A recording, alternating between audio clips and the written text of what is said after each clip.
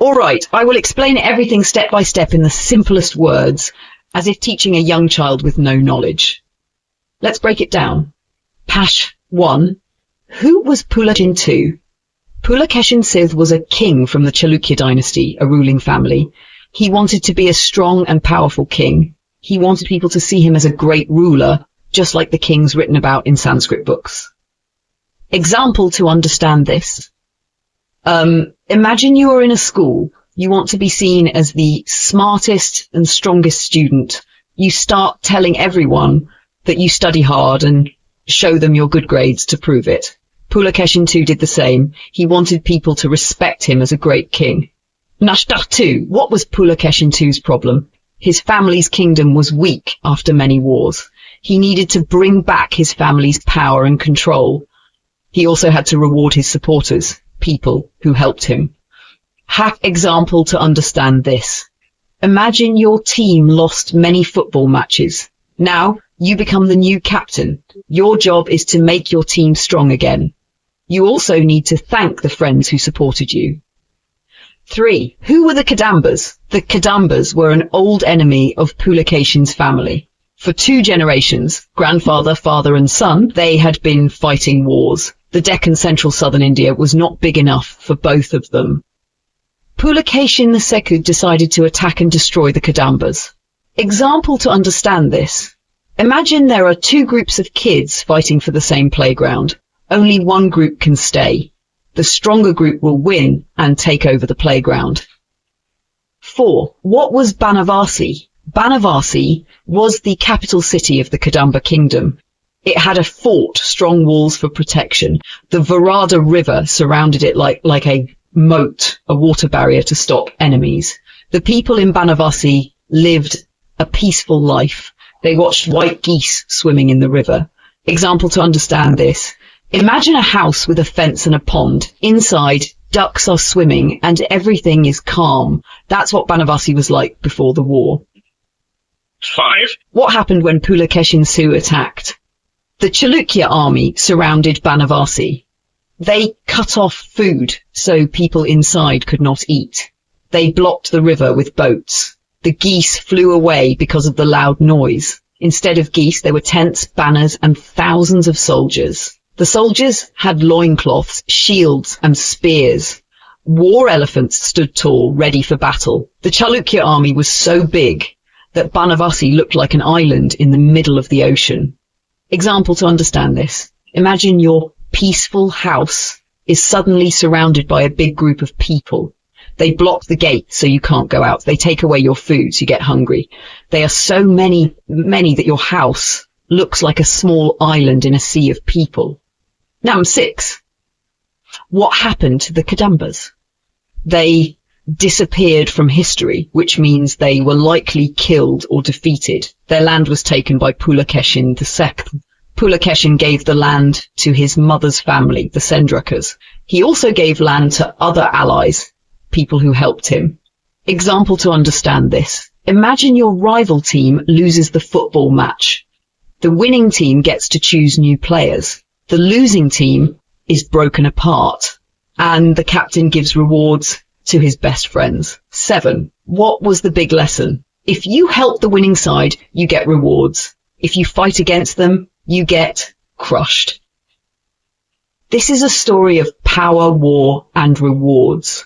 Pulakeshin II wanted to be a strong king. He destroyed his old enemies, the Kadambas. His army was huge and powerful. His friends and family got rich. His enemies disappeared. Final example to remember. Imagine a big school fight. One student becomes the new leader. He rewards the students who helped him. He punishes those who were against him. Now, everyone knows he is the strongest. This is the clearest, easiest, and most perfect explanation. I can go beyond this. If you still have any doubts, just ask.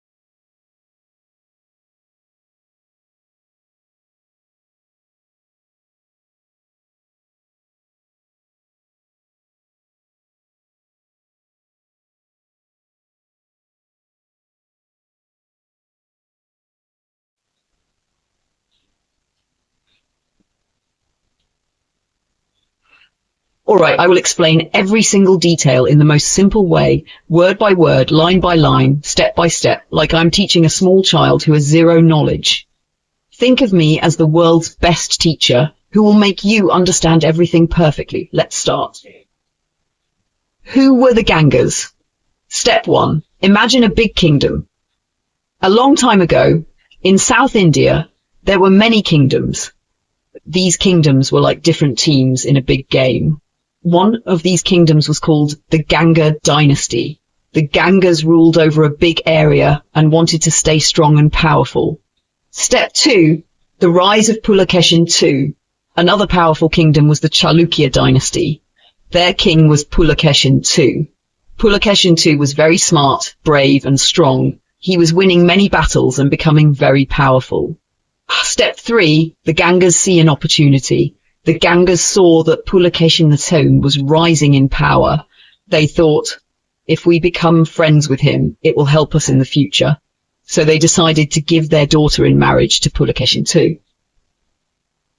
Why did the Gangas marry their princess to Pulakeshin II? Step 1. What is an alliance marriage? Marriage was not just about love in those days. Kings used marriages to make alliances, friendships, with other kingdoms. If a king married a princess from another kingdom, their families became allies. Step 2. What did the Gangas hope to gain? If Pulakeshin II became even more powerful, he could help the Gangas in the future. If Pulakeshin and the Ganga princess had a son, that child would be connected to both families. That child could support the Ganga kingdom in the future. Step 3. The benefits of the marriage. The Gangas became friends with Pulakeshin II. Pulakeshin II got more support from the Gangas. Both kingdoms became stronger together. Why did other kings do the same? A chain reaction. Other kings saw that Pulakeshin II was growing stronger. They also thought, we should be on his side. Many kings started to give their daughters in marriage to him. Step 2. More marriages equals more power. Every marriage meant one more kingdom joined Pulakeshin II. He was not only winning wars, but also gaining support through marriages. This made him more powerful without even fighting. How did Pulakeshin II keep his army loyal? Step 1. The problem of loyalty. Pulakeshin II had many commanders and soldiers in his army. Some of them were loyal to his uncle, who ruled before him. Pulakeshin could not trust them all. Step 2. How did he solve this? He rewarded the loyal ones by giving them titles, important positions in the government, land so they would have wealth and stay happy, gold and treasures. He removed and replaced those who were not loyal. His court, group of ministers and officers, was full of his own people. Step 3. What happened next? Now, everyone in the government army supported Pulakeshin II. No one could betray him because they had all received benefits from him. How did Pulakeshin II become the most powerful king? Step 1. He united many kingdoms. He defeated enemies in battles. He made alliances through marriage. He gave rewards to his commanders. Step 2. He created a superpower. With so many kingdoms and armies under him, Pulakeshin II became the strongest ruler in South India. He was no longer just a Maharaja. He started calling himself Maharaja Dhiraja, Great King of Kings or Emperor. What does Maharaja Dhiraja mean? Step 1. Understanding titles. Maharaja King. Maharaja Dhiraja, equal of kings. Step 2. Why did Pulakeshin II use this title? He was not just ruling one kingdom, he was controlling many kings and many kingdoms. He was the most powerful ruler in the Deccan region. Final summary in simple steps. 1. Pulakeshin II became powerful. 2. The Gangas gave their princess in marriage to him to stay close to his power. 3. Other kings did the same to become his allies. 4. Pulakeshin II rewarded his commanders and kept his army loyal. 5. He united many kingdoms and became the most powerful ruler. 6. He took the title Maharaja Dhiraja, meaning emperor. Final example to remember this easily. Think of it like a school leader. Pulakeshin II equals a strong and smart student who becomes the school leader. The Gangas, a family that wants to be close to him, so they make friends with him. Other students, kings, they also want to be on his team. Teachers, commanders, Pulakeshin rewards the good ones and replaces the bad ones. Title change equals at first he is just a class leader, but soon he becomes the school president. This is the most detailed and simplest explanation ever. I have explained everything in the easiest way, with examples and step-by-step breakdowns. Now you will never forget this story. If you still doubt, just ask. Alright, I will explain everything in the most simple way, word by word, line by line, step by step, so that even a small child with no knowledge can understand perfectly. Let's start. Who was Pulakeshin II? Pulakeshin II was a powerful king from the Chalukya dynasty. He ruled a big part of South India and wanted to expand his kingdom. What was the northern Deccan? Deccan equals a large plateau highland in the middle of India. The northern part of the Deccan was very important because it had fertile lands good for farming. It had big rivers like the Godavari, which helped people grow food and travel easily. It had rich trading ports that brought in gold, spices, and other treasures. Many great empires in the past had ruled this land because of its wealth and power. Why did Pulakeshin II want the northern Deccan? Pulakeshin II wanted to become more powerful. If he controlled the northern Deccan, he would 1. Get control over the Godavari River, which gave water, food and trade routes. 2. Control the Konkan coast, which had rich trading ports. 3. Become a bigger and stronger king by ruling more land. Had the Chalukyas tried before? Yes! His father and uncle had already attacked this region before. They had won some battles, but did not keep control of the land for long. Why was it difficult to control the northern Deccan? When Pulakeshin fought his uncle Mangalesha for the throne, many small rulers in the northern Deccan saw this as a chance to become independent.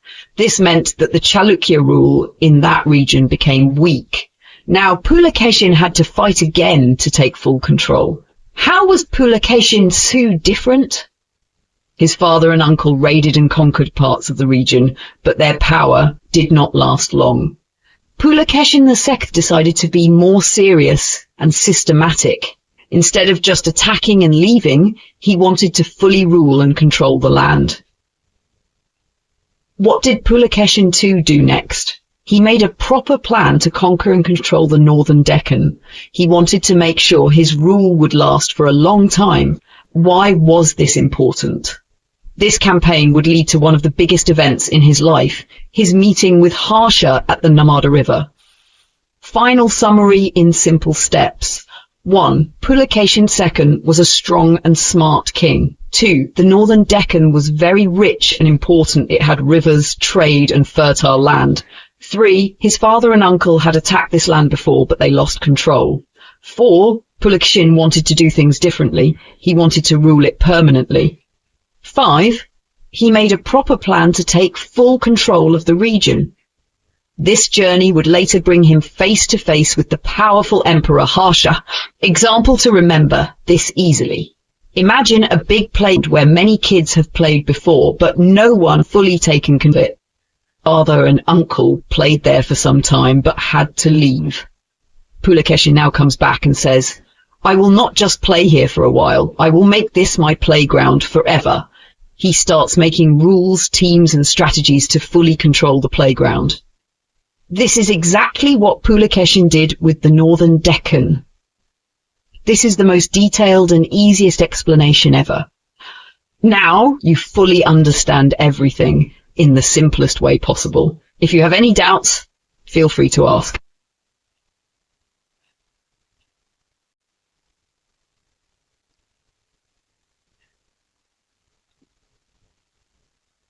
Alright, I will explain this in the simplest way possible, word by word, line by line, as if teaching a small child with no knowledge.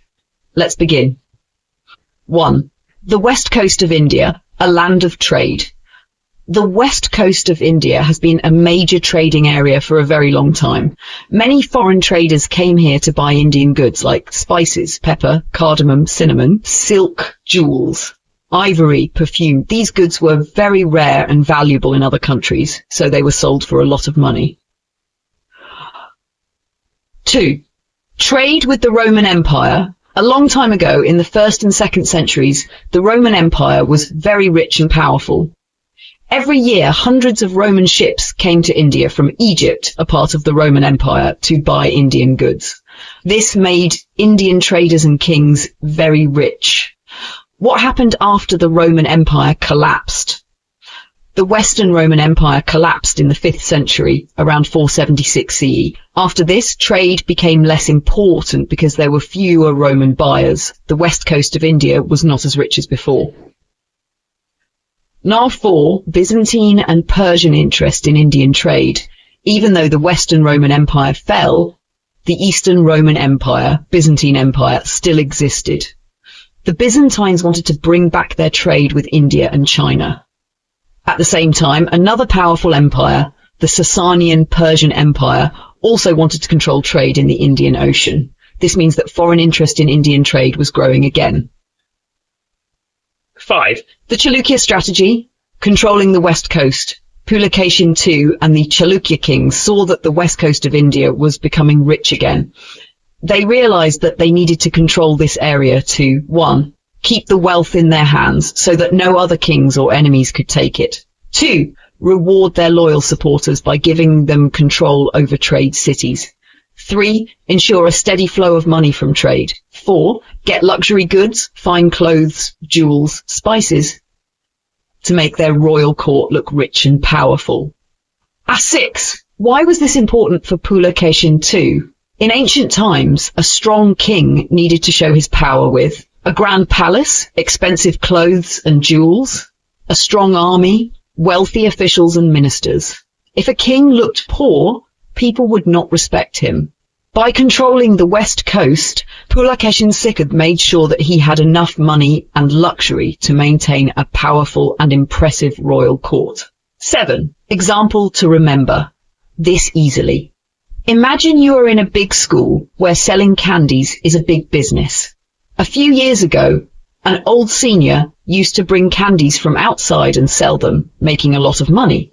But when he graduated and left the school, candy sales became less popular. Now, new students, Byzantines and Persians, want to restart the candy business. You and your friends, the Chalukyas, see this and think, we should control the candy trade before someone else does. So you take charge of the candy sales, making sure that only your close friends can sell candies. You get the most profit. Your group stays the richest and most powerful in school. Hash rate, final summary, key takeaways. 1. India's west coast was a rich trading region for many years. 2. The Romans once traded a lot with India, but after their empire collapsed, trade slowed down. 3. The Eastern Roman Byzantine Empire and the Persian Empire wanted to restart Indian trade. 4. The Chalukyas saw this as an opportunity to gain power and money. 5. They took control of the west coast to make sure wealth stayed in their hands. 6. This made Pulakeshin II rich and powerful, helping him rule as a great king. This is the most detailed and easiest explanation ever. Now you fully understand everything in a simple and fun way. If you have any doubts, feel free to ask.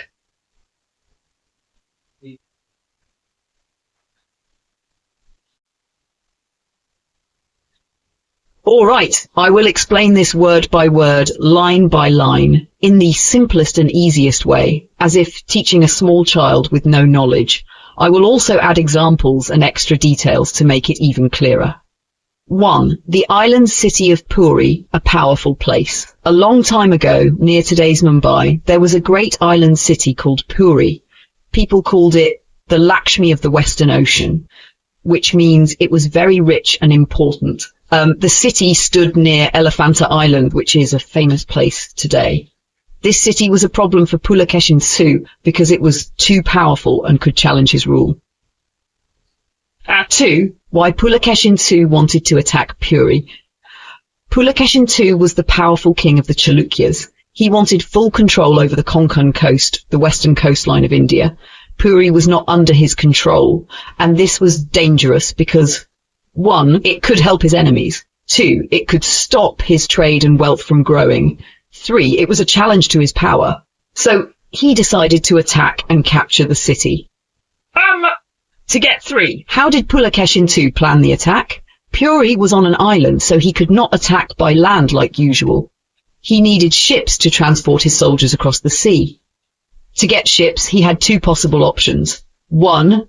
Hire merchant ships, pay traders to let his army use their boats.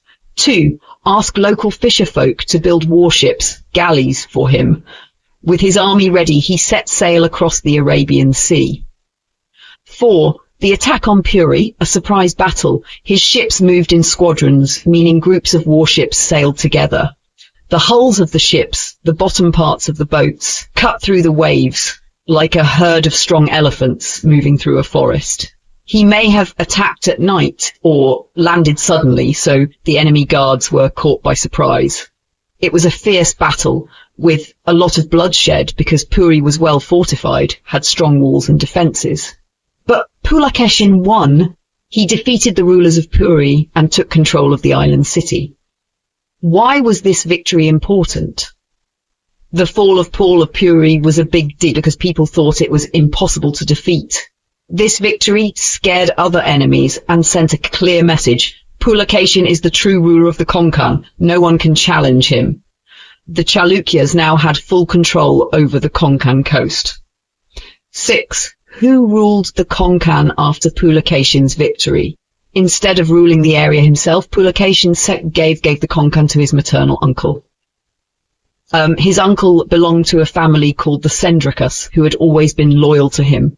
This was a smart move because, 1. His uncle had no power base in coastal Maharashtra, so he would not betray Pulakeshin.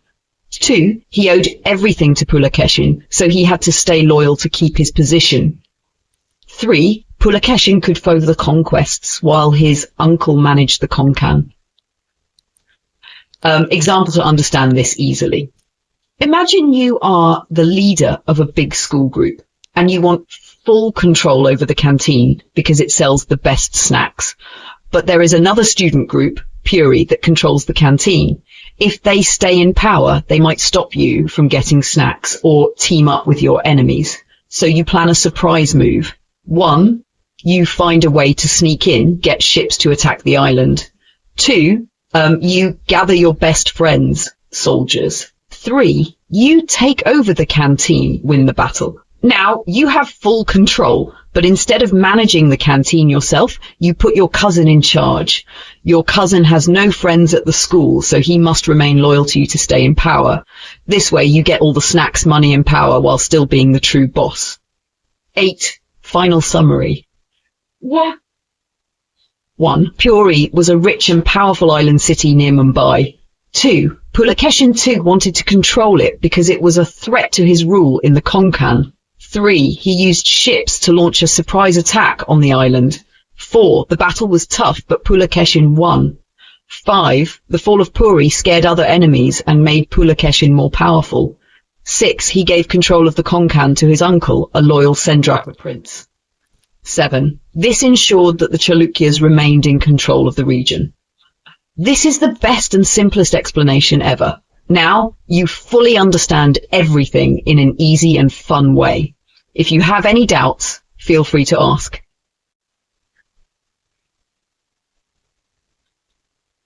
Sure, here is the text exactly as you requested without any changes. Pulakeshin II expands his empire, a simple and detailed explanation. 1. What happened before this? Pulakeshin II was a young and powerful king. He had just won a big battle on the western coast, taken control of Puri, an island city near. He wanted to expand his kingdom inside the land, deeper into the Deccan region. 2. What was the northern Deccan? The Deccan is the large land area in central southern India. The northern Deccan, modern Maharashtra, had ancient Buddhist monasteries, places where Buddhist monks lived and prayed, a very old and famous trade route called the Dakshina Path, southern path. What was special about the northern Deccan? The region was very important for trade because it connected North India, like Delhi, Patna, to South India, like Madurai, Kanchipuram. Many traders, travellers, and monks used this road for centuries. The name Dakshinapatha means southern road and comes from it. Nashik, an important city for Pulakeshin. Nashik is a city in modern Maharashtra. Hundreds of years ago, Nashik was the capital of the Satavahana Empire, an old kingdom. The Satavahanas were the first rulers of the Deccan region. Pulakeshin made Nashik important again by turning it into a second capital for the Chalukya Empire. 4. Pulakeshin's smart strategy, not just war but politics. Pulakeshin knew that fighting alone is not enough to rule a land forever. His uncle, Mangalesha, had earlier attacked the Kalachuri kingdom and taken their treasures. But money from war does not last forever. Instead of just fighting and looting, Pulakeshin wanted to control the land permanently. So he used a smarter strategy. Politics, winning people's loyalty without fighting. Economics, using wealth and land to make people support him. Mas 5. How did Pulakeshin gain control over the northern Deccan? Pulakeshin did 3 very smart things. 1. Giving land to local leaders. Pulakeshin gave land to important people in the northern Deccan. These people became loyal to him because their new land and wealth came from Pulakeshin. If they wanted to keep their power, they had to support Pulakeshin. 2. Respecting local traditions and gods. Pulakeshin was very careful to defend the local people. He followed their religious customs and took part in their festivals. The land grants he gave included religious traditions of the local people. This made them feel that he was their own king, not an outsider. 3. Following big Indian royal traditions. At the same time, Pulakeshin also followed large royal rituals that many kings in India followed. This made him a respected king, not just in the Deccan, but all across India. 6. Why was this important?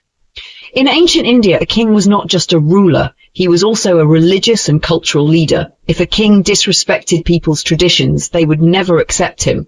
But Pulakeshin was wise. He made sure that the people accepted him as their true king by giving land to local leaders, respecting local gods and traditions, following big Indian royal customs.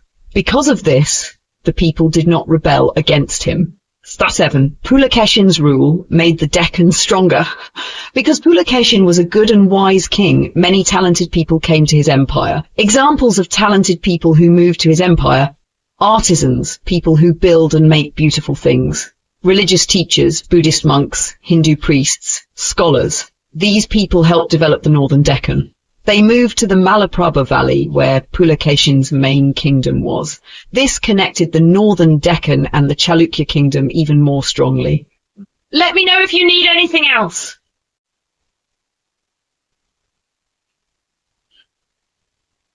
Pulakeshin's success, a simple and detailed explanation.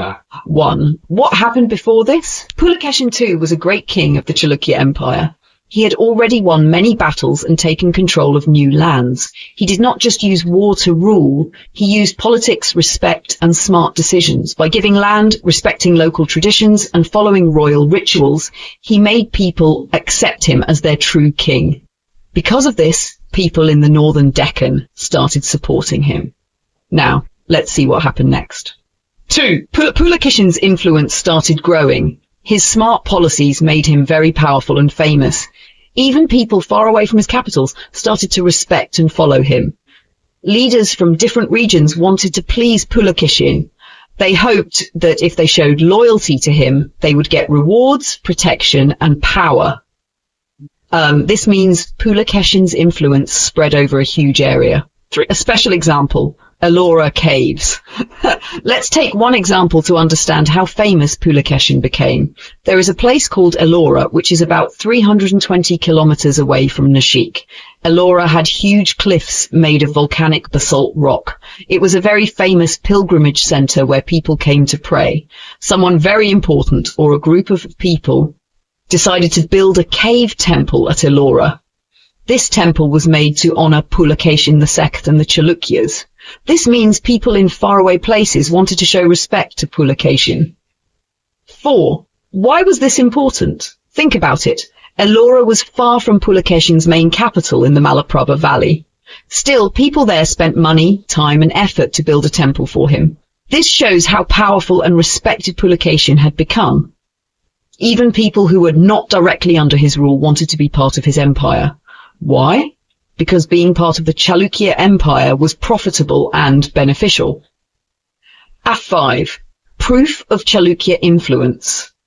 The temple at Ellora had sculptures, stone carvings that looked like the ones in Vatapi.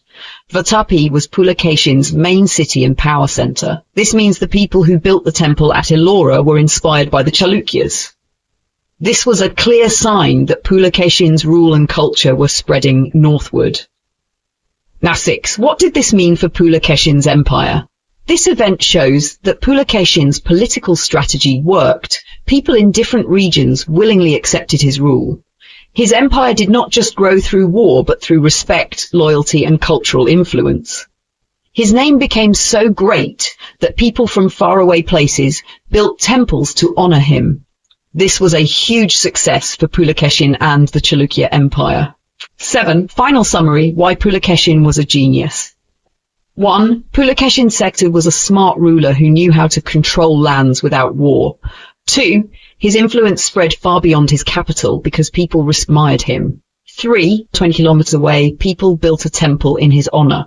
4. The sculptures in this temple looked like those in Vatapi, proving Chalukya culture was spreading. This was a sign that Pulakeshin's empire was growing northward in a powerful way. 8. Example to understand this easily. Imagine you are a famous and powerful leader in your school. At first, you are only famous in your own class. Students from classes also start respecting you. What? Students from a different school make a poster about you to show how much they admire you. This means your influence is growing beyond your own school.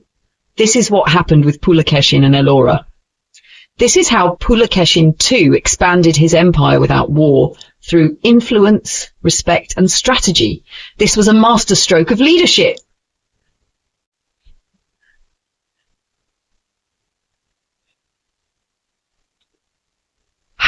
Pulakeshin II's next big move. A simple and detailed explanation. What was happening?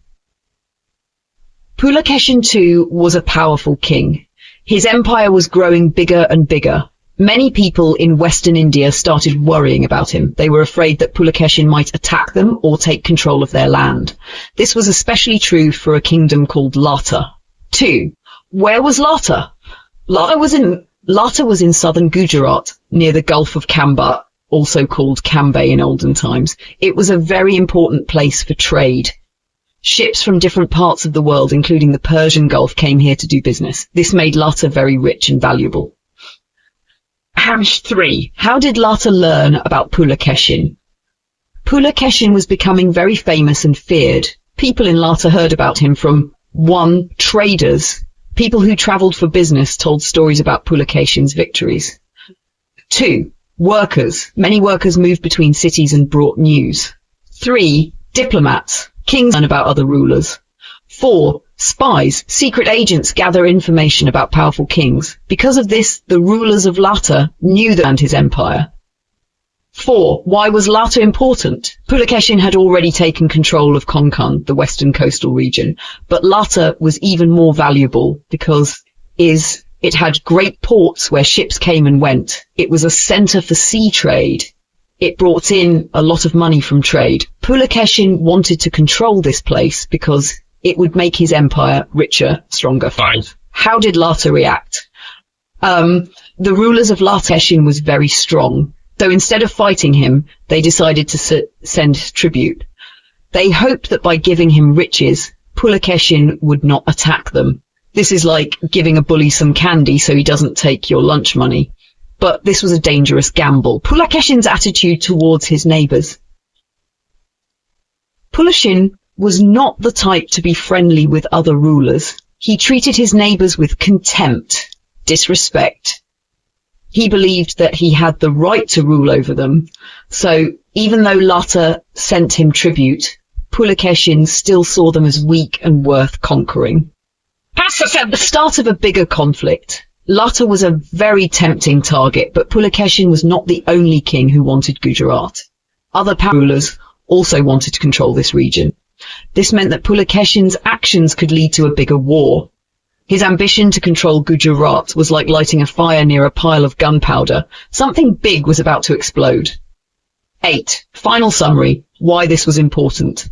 1. Pulakeshin sect was expanding his empire, and this made other rulers afraid.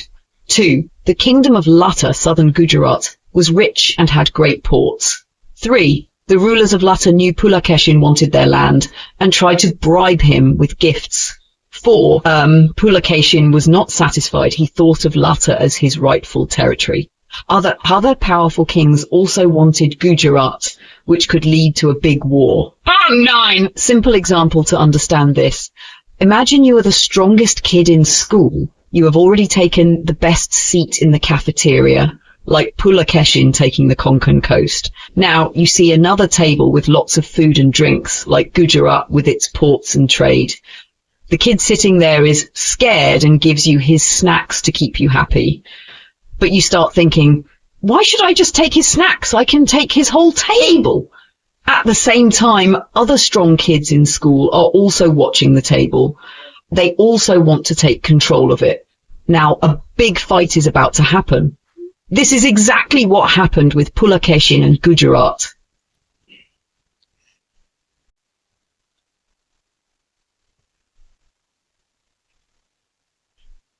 Here is the text exactly as you requested.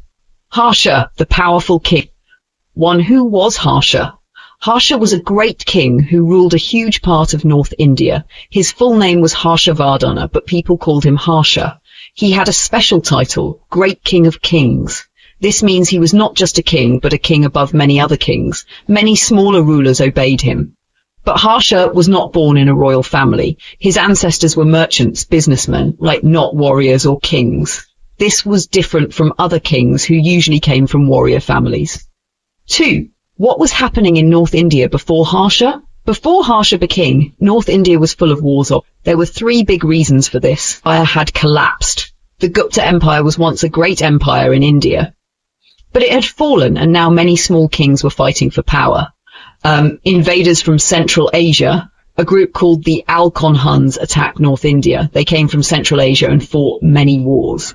Political conflicts. Many kings were using spies, betrayals, and conspiracies to take power. Some kings were killed in secret plots.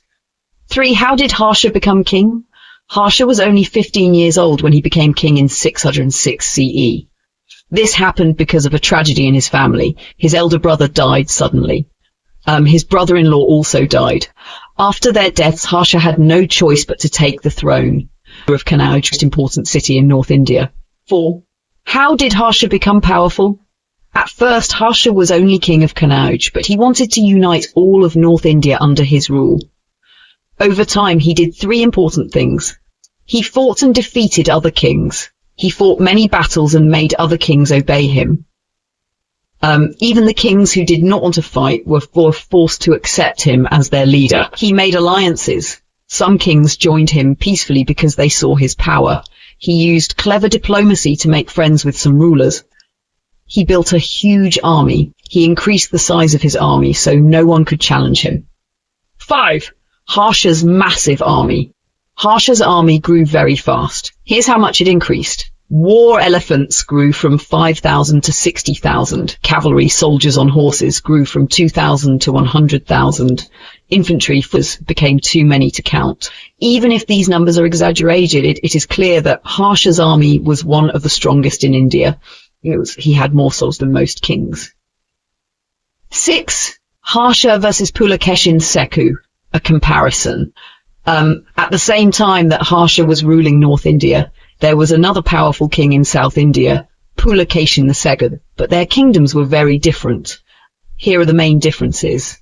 Feature Harsha's empire, North India. Pulakeshin's empire, irrigation difficult. Cities and towns, many large, rich cities, few big towns. Farming and irrigation, huge irrigation systems for farming. Rocky, dry land made irrigation difficult. Many people lived in the fertile land, fewer people, more animal herders.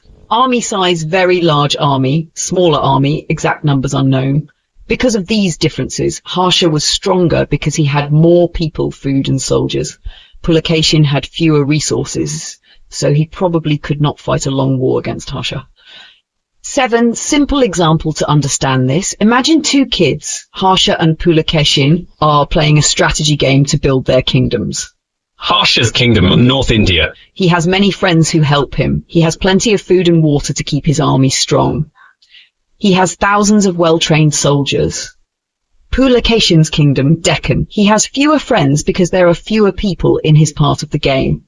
He has less food and water for his soldiers. His army is brave, but smaller. If a war happens, Harsha will have a better chance of winning because he has more resources and people. 8. Why was this important? Harsha was one of the greatest kings of North India. He became king at 15 years old after a family tragedy. He united most of North India under his rule. He built one of the biggest armies in Indian history. Pulakeshin II was powerful in South India, but he was not as strong as Harsha. Harsha had more people, more land, and more resources, making him stronger. This is why Harsha was one of the most dominant rulers in Indian history.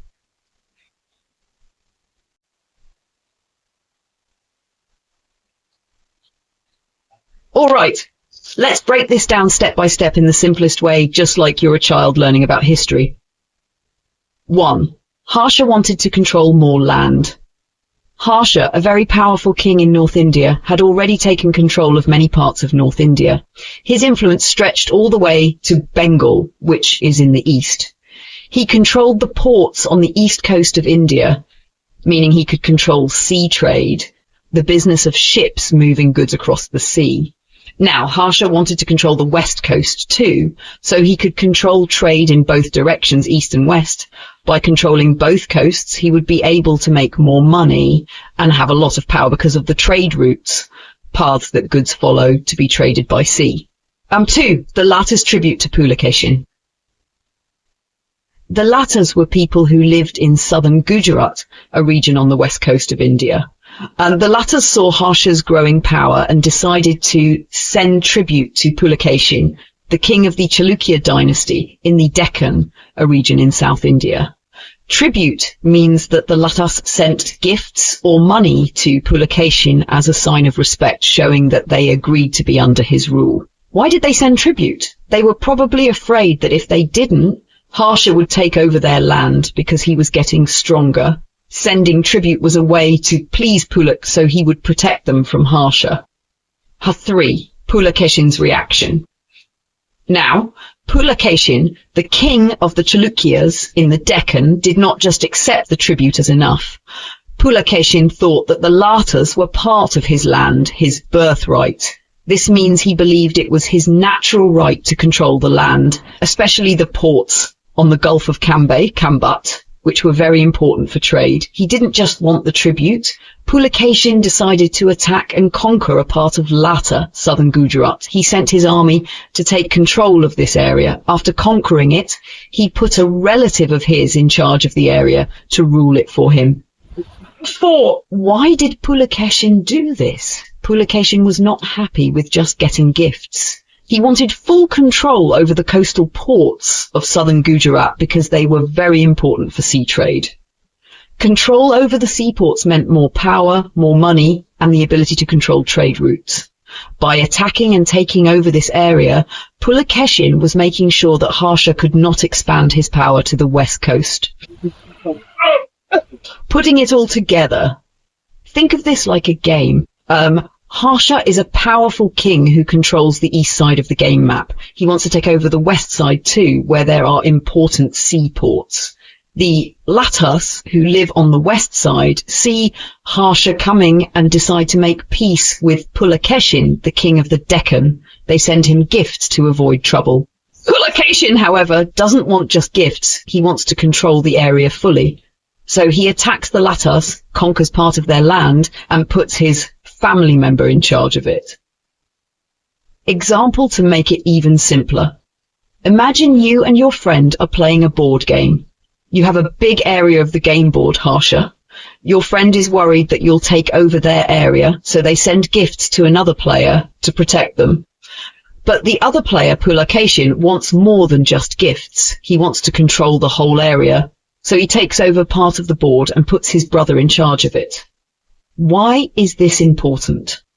This story shows how kings like Harsha and Pulakeshin were not just fighting for land, but for control over trade and resources. Control over ports and trade routes was extremely valuable for making money and becoming powerful in ancient India.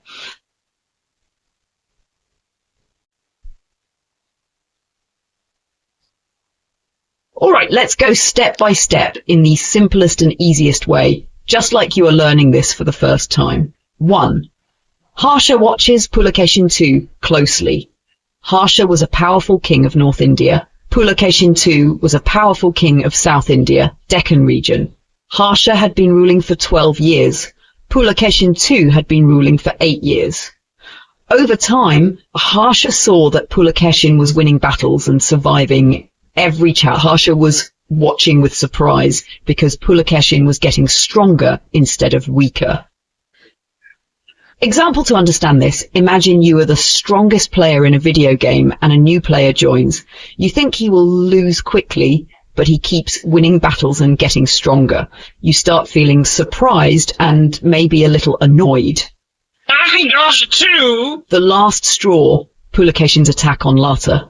Pulakeshin attacked and took over Lata, southern Gujarat. Lata was an important area on the west coast of India. Harsha saw this and thought, enough. This has to stop. This was the final reason for Harsha to go to war. Example to understand this. Imagine you are playing chess and your rival keeps taking important pieces from your side. You think, if I don't stop him now, I will lose the game. So you decide to attack.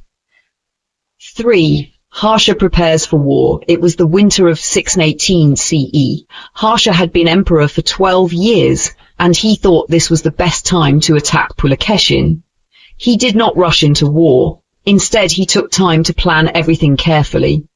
He consulted astrologers to predict if the war would be successful. He planned the route his army would take. He collected his armies and vassals, smaller kings who obeyed him. He made sure there were enough supplies, food, weapons, water for his soldiers. Once everything was ready, he gave the final order to march. Example to understand this, imagine you want to go on a long trip. You don't just leave immediately. You first check the weather, like Harsha checked with astrologers. Plan your route, like Harsha planned his army's path. Call your friends to go with you, like Harsha called his vassals. Pack food, water, and clothes, like Harsha prepared army supplies. Then you start your journey, like Harsha ordered his army to march. 4. The grand march begins. The drums of war were beaten when it was late at night, at the third watch, meaning between 12 a.m. and 3 a.m. This was the signal for the army to start marching. The sound of the drum was deep and loud, like a thunderstorm after the first loud boom, the drum was hit 8 more times. This was to mark the number of leagues, a unit of distance the army would travel that day. Example to understand this. Imagine you are in a school race. The teacher blows the whistle, like the war drum, to signal the start of the race. The first whistle is loud to wake everyone up. Then the teacher claps 8 times to tell you how many laps you must run. Why was this important? 1. Harsha could not ignore Pulakeshin anymore. He was getting too powerful. 2. The war was carefully planned. It was not a sudden fight, but a well-organized campaign. 3. The war would decide who was the strongest, North India versus South India, Harsha versus Pulakeshin. 4. Harsha's army was ready for a major battle. The marching drums, the strategy, and the large army all showed that Harsha was serious about this war. Final simple example to sum it up. Harsha is like a big lion who rules the jungle, North India.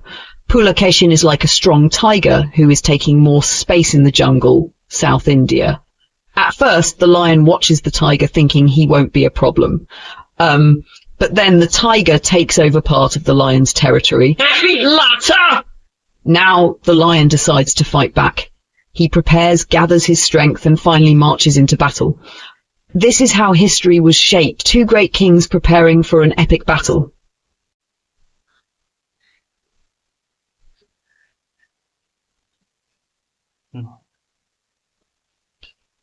All right, let's break this down word by word, line by line, step by step, in the simplest way possible.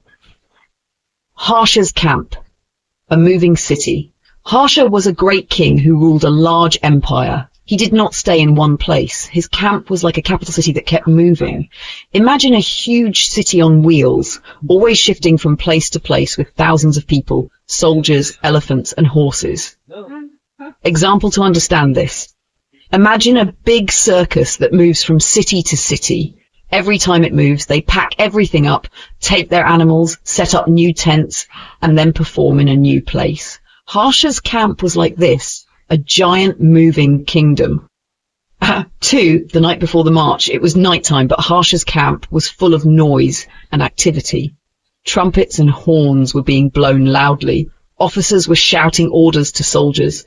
War elephants were brought out of their resting places. Horses were shaking their heads, waking up from sleep.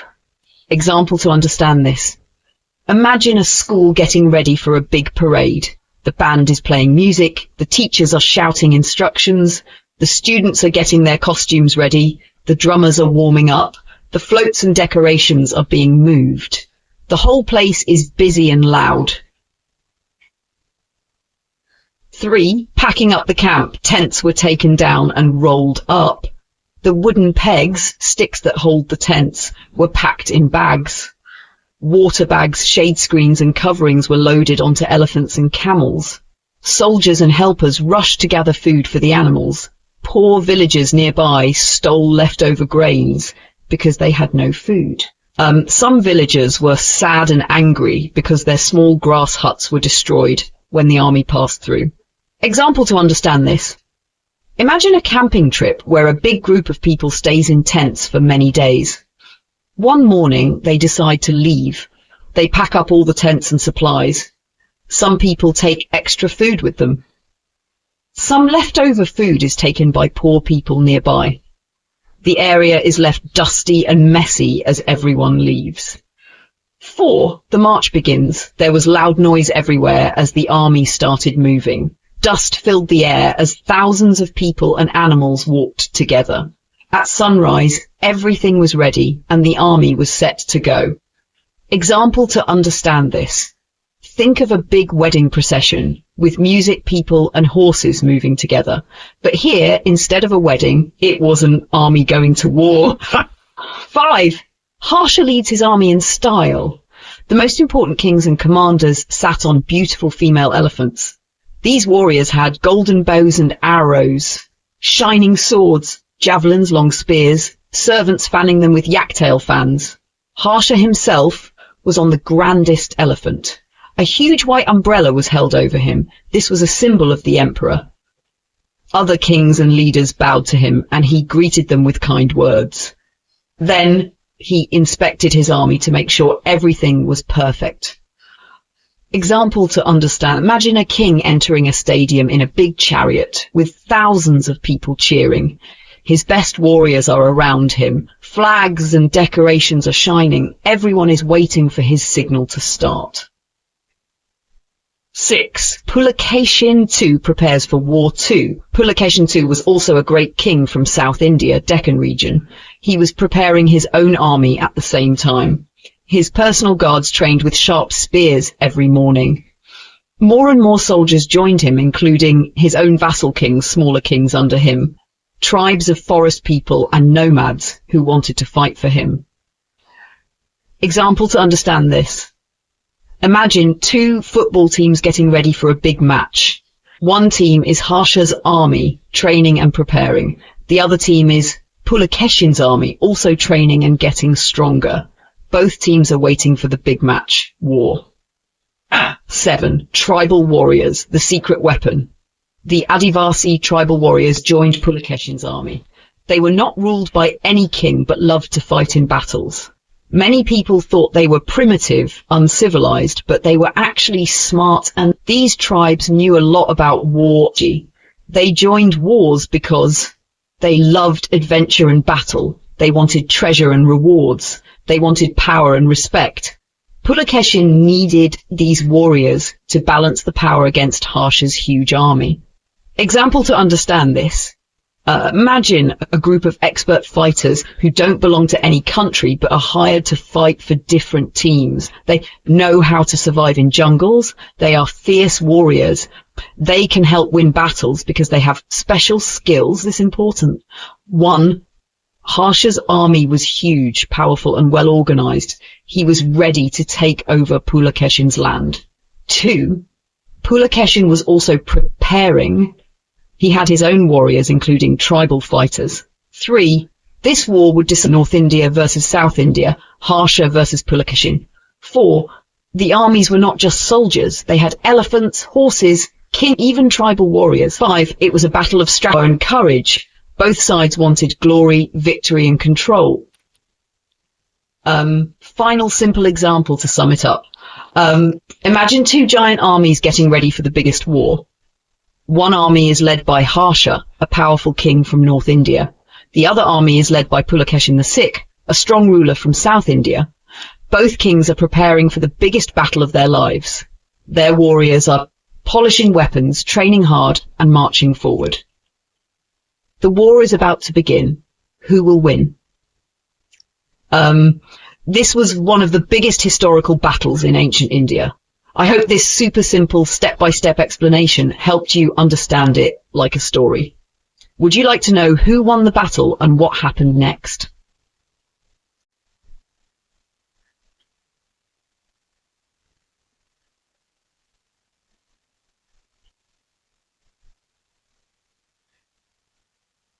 Alright, I'll explain this in the simplest and easiest way possible, step by step, just like teaching a young child with no prior knowledge. Let's break it down piece by piece.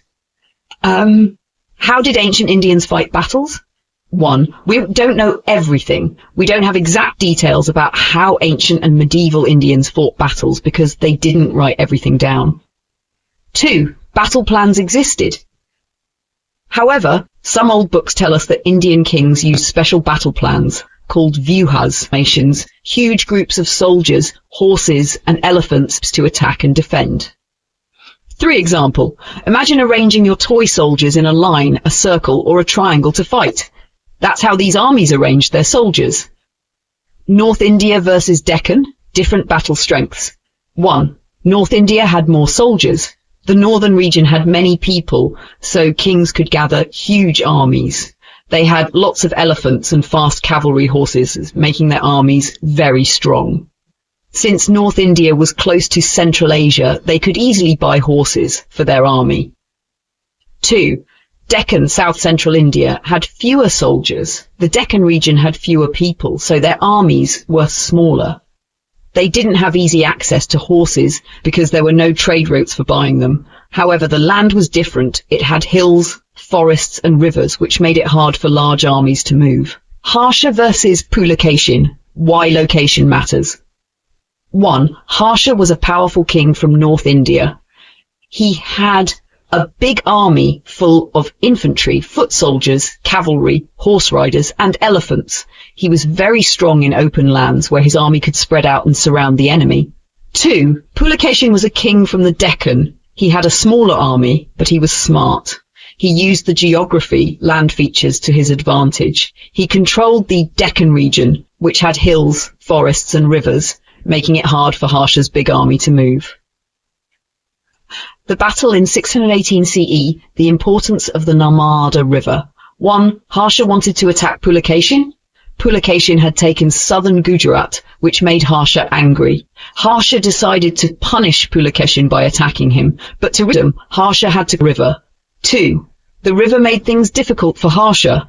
Harsha's army was big, too big for easy movement. Pulakeshin knew the land better and could plan a defense. Pulakeshin's scouts, spies and soldiers watched Harsha's movements and knew exactly where he was. 3. Why Pulakeshin had the advantage.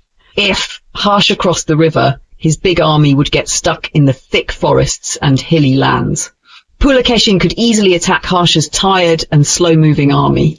Even though Harsha had more soldiers, they couldn't fight well in the jungle. Why did Pulakeshin win? 1. Harsha's army was too big and slow in the Deccan region. 2. Pulakeshin knew the land and used it wisely. 3. Pulakeshin's smaller army moved faster and could attack in the forests and hills. 4. Harsha's numbers became useless in a difficult landscape. Lesson from the battle. Biggest army doesn't always win. Smart strategy and using the land wisely are more important. Pulakeshin was like a small, fast tiger fighting a big, slow elephant in the jungle. The tiger had the advantage. This was a brilliant military strategy by Pulakeshin, which helped him defeat Harsha, one of the most powerful kings of India. Would you like more examples or details? Let me know.